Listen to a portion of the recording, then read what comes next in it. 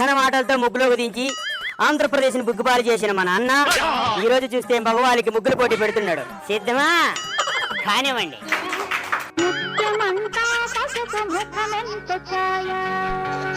Time అయిపోయింది, చూసేద్దాం.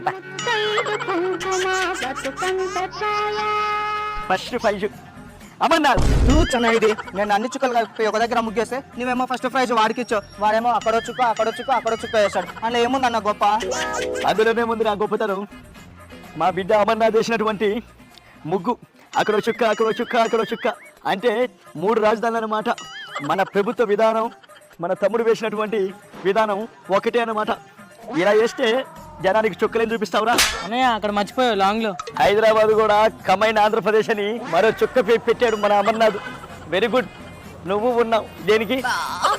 అది మన పరిపాలన.